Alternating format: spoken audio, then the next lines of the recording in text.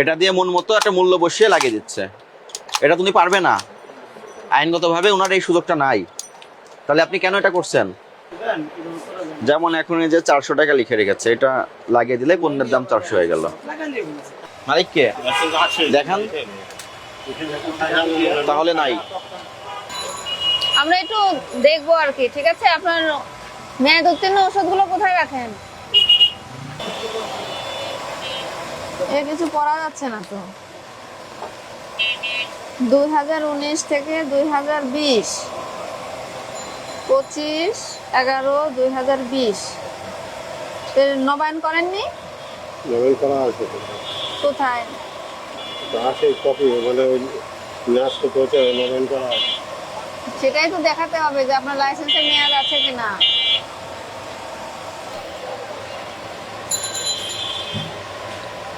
ফেব্রুয়ারি মাসে মেয়াদ শেষ হয়ে গেছে। কি এটা বলতেছি, এটা মেয়াদ শেষ হয়ে গেছে ফেব্রুয়ারি মাসে 2025 সালের। 2 মাস আগে মেয়াদ শেষ হয়ে গেছে। এটা ফ্রিজে রেখেছেন কেন তাহলে? আপনি যদি বলতে না পারেন, আপনার কাছে যদি কেউ এটা কিনতে আসে, আপনি কিভাবে দিবেন? এটা ডায়াবেটিসের ইনসুলিন, ফেব্রুয়ারি মাসে মেয়াদ শেষ হয়ে গেছে। এটা 24 সালে মেয়াদ শেষ হয়ে গেছে। লাইসেন্সও নাই আপনার কাছে। সবসময় আপনি দোকানে বসেন। এটা ডায়াবেটিস রোগীদের জন্য ইনসুলিন, এটা তো মেয়াদ শেষ হয়ে গেছে। এটা কেন ফ্রিজে রেখে দিয়েছেন ভালো ওষুধের সঙ্গে? ইনসুলিন তো খুব গুরুত্বপূর্ণ ওষুধ না? এটা যে অপরাধ হয়েছে, আপনার এই অপরাধ স্বীকার করেন? এই অপরাধে আপনাকে ভোক্তাধিকার সংরক্ষণ আইনের 51 ধারায় 1 বছরের জেল আছে, আর্থিক জরিমানার বিধান আছে 50,000 টাকা। আপনাকে সতর্কতামূলক 5,000 টাকা ফাইন করা হলো। কারখানা কোথায় মিষ্টির? লালবাগ। লালবাগ থেকে আসেন, দোকানকার আপনার? একটু বাইরে আসেন। মিষ্টি এসব টাটকা? সব আজকের সঠিক? বাসি মিষ্টির সঙ্গে মিক্সার করছেন কিনা? হ্যাঁ, কারখানা থেকে আসছে না? অর্ডার শিট দেখান। নো, মিষ্টি যখন আপনার এখানে এসেছে, মিষ্টির সঙ্গে অর্ডার শিট হাফ কেজি ছিল, আজকে নতুন আসছে, একসাথে মিক্সার করে দিয়েছেন কেন? আপনি আলাদা করে রাখতে পারবেন না? এটার উৎপাদন তারিখ কবে? আজকে দিচ্ছেন, তাহলে এটা তো কালকের মিষ্টিও ছিল, সেটার উৎপাদন তারিখ বিগত দিনের না? তাহলে আপনি সবই টাটকা বলে কেন বিক্রয় করবেন? কাস্টমার আসলে তো বলেন টাটকা মিষ্টি। দেখুন তো, আপনি নিজেই স্বীকার করলেন এটা গতকালের মিষ্টিও ছিল। ডেলিভারির চালানে সব লেখা থাকে কোনটা কতটুকু আছে। এটা কিন্তু অপরাধ হলো, আপনার এখানে অপরাধ পাওয়া গেল যে আপনি বাসি মিষ্টির সঙ্গে আজকের মিষ্টি মিক্সার করে কাস্টমারকে বলতেছেন সবই টাটকা আজকের। এটা এক ধরনের প্রতারণা। আর এটার ইম্পোর্টারের স্টিকার কোথায়? এটা এই চালের দাম কত? ইম্পোর্টারের স্টিকার রাখতে হবে। চালে খোলা পণ্য কি বিক্রি করেন? উনি এমআরপি দিবেন, উনি এমআরপি দিবেন। এটার দাম দেন আপনি কেন এমআরপি নির্ধারণ করলেন? আপনার তো এমআরপি নির্ধারণ করার এখতিয়ার নাই। আপনার এমআরপি নির্ধারণ করার এখতিয়ার আছে আপনার? গান মেশিন দিয়ে করেছেন, মেশিনটা কোথায়? বের করেন।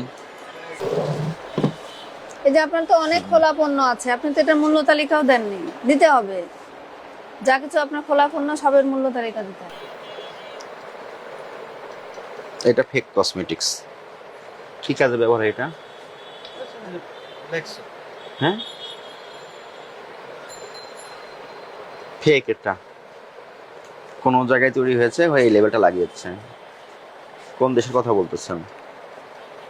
Made in Thailand. এটা কি থাইল্যান্ডের? বলেন, থাইল্যান্ডের এটা? আপনার তো বিশাল। তাহলে থাইল্যান্ড বলে কেন বিক্রি করছেন? এটা তো থাইল্যান্ডের না, বিশাল। তাহলে আপনি থাইল্যান্ড বলে কেন বিক্রয় করবেন? সাবান বলতেছে থাইল্যান্ড, কিন্তু এটা থাইল্যান্ডের কোনো প্রমাণ নাই, আমদানিকারকের কোনো স্টিকার নাই। আপনি স্টিকার লাগিয়েছেন 120 টাকা। এটি ইম্পোর্টার লাগাবে, আপনি না।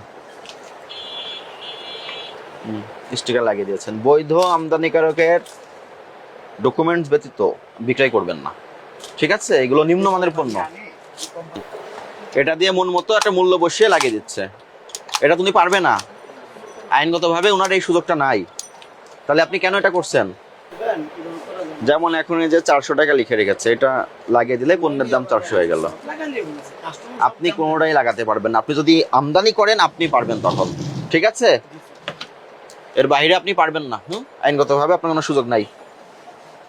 আপনার এখানে কয়েক ধরনের অপরাধ আমরা পেয়েছি। আপনি বাসি মিষ্টির সঙ্গে নতুন করে টাটকা মিষ্টি মিশিয়ে ফেলেছেন, মিশিয়ে এগুলো কাস্টমারকে বলতেছেন এগুলো টাটকা মিষ্টি। এটা এক ধরনের প্রতারণা, এটা ভবিষ্যতে করা যাবে না। প্রত্যেকটা মিষ্টি যখন কারখানা থেকে আসে তার ডেলিভারি চালান থাকে, চালানের সাথে মিল করে আপনি মিষ্টিগুলো ডিসপ্লে করবেন। বাসি মিষ্টির সঙ্গে কখনোই মিশিয়ে ফেলবেন না। আর দ্বিতীয় কথা, যে পণ্যগুলো বাইরের এগুলো বৈধ আমদানিকারক ব্যতি রেখে এই ধরনের পণ্য আপনি রাখবেন না, তাদের স্টিকার থাকবে। ভোক্তাধিকার সংরক্ষণ আইনে 1 লক্ষ টাকা জরিমানার বিধান আছে।